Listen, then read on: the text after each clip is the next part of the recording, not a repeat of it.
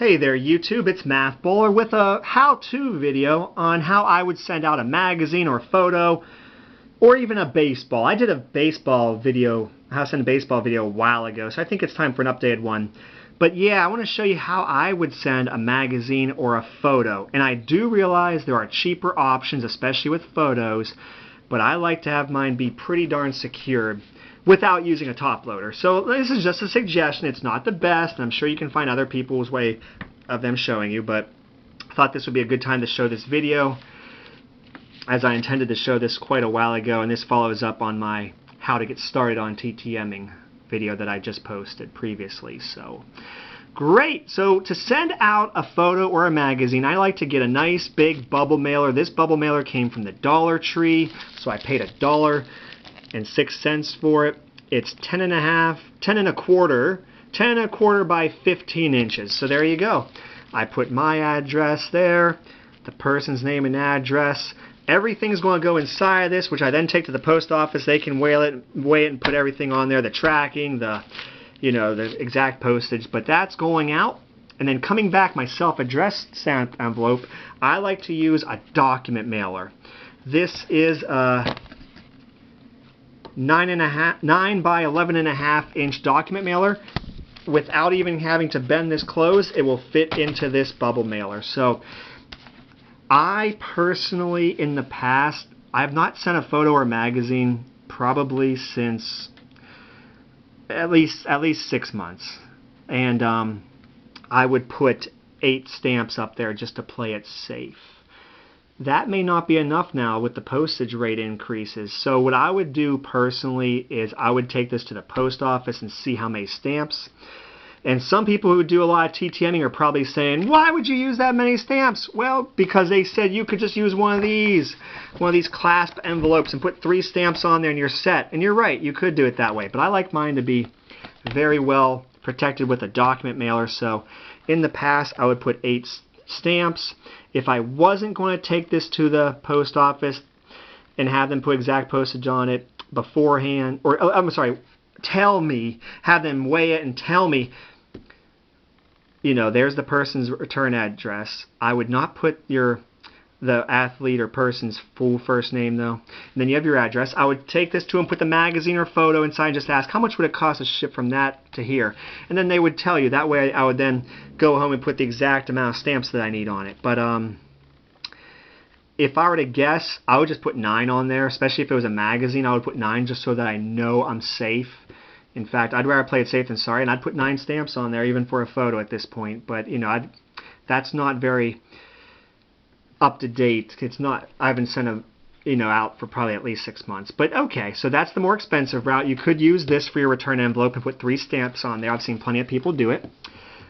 And this is a generic letter that I would send out. Hello, congratulations on your amazing baseball career. I hope you have a moment to sign my magazine. Thank you. Sincerely, your name. I would add at least another line of something that's more personable, because after all, I'm not going to send a photo or magazine to someone just for the sake of doing it. So that's that.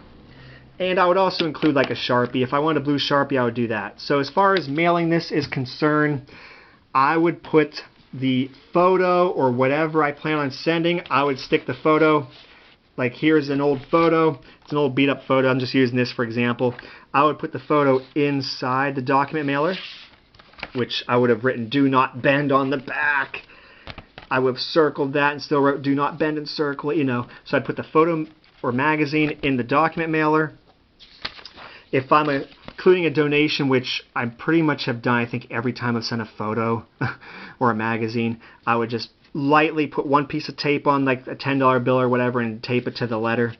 But that doesn't guarantee you're going to get it back. Please remember, just because you're sending something, even with a donation, does not mean you'll get it back.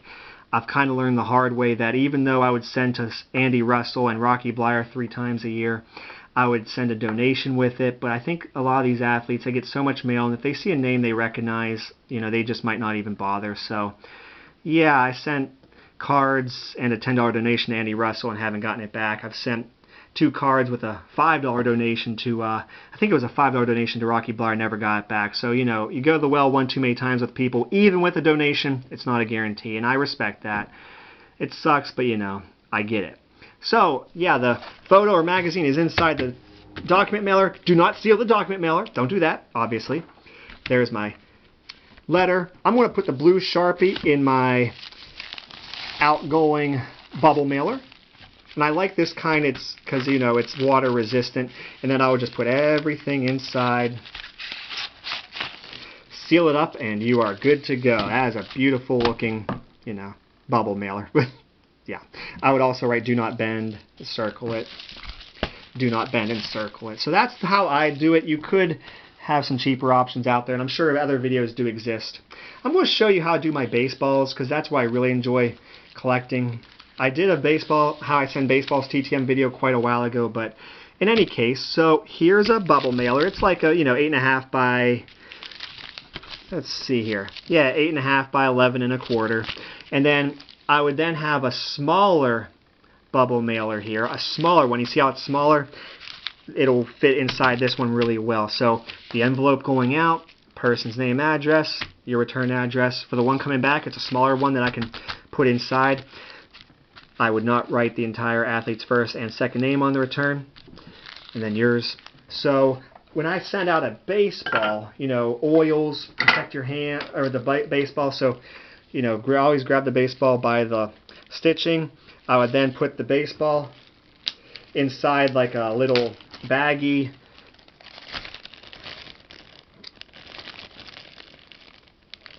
I would put the baseball inside the return envelope, which this return envelope, I would put 9 stamps on there. I would put 9 stamps on for baseball. I can tell you right now, it seems like the postage for the baseballs is about $4.70, and if you divide that by 55 cents, it's about 8.5 stamps. So I would do 9 stamps for a baseball.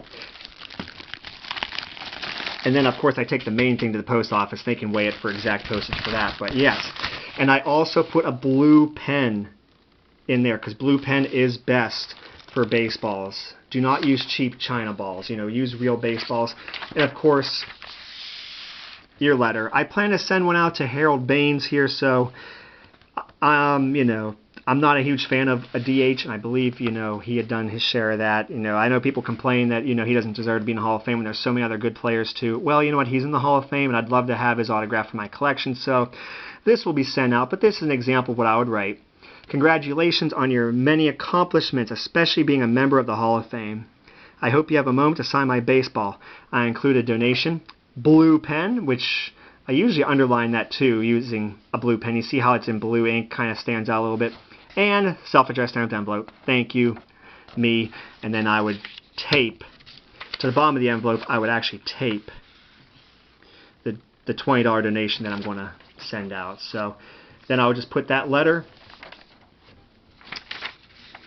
I would fold it so that, you know, everything is showing, you know, put that in there, put that in there, jam it all in there, seal it up, and you are in good shape. It'll all fit in that, and then you take it to the post office, and they will take care of it for you. So there you go. That's how I would ship a baseball as well. And if you watched my previous video, you already saw this, but I thought, let me show it one more time too, just in case, if some of you are new to the TTM business here. So letter going out, normal size envelope. So yeah, an envelope going out, normal size, and then a small envelope coming back. I like to write my note on an index card. I put a blank index card in my return just to add a little extra strength to it. Plus, you know, sometimes they'll sign the index card too. Just make sure your note is nice. I mean, I would add one more line to this. I don't want to make it too lengthy. And if you want to ask questions, maybe they'll answer it for you. But the cards that I would use, so Mr. Circumference here, I would put inside the return envelope. Don't seal it. Index card with the note. If you want to put some cash in there, I usually slide it behind here. Make sure you're using security envelopes as well. So then I would just put everything in here and you are set. So there you go, folks. That's how I would send items through the mail. I hope this video helped you out a little bit. I upload a video every Wednesday and once a weekend. And I got plenty of videos to catch up on old flea market purchases, yikes, from last year. Wow.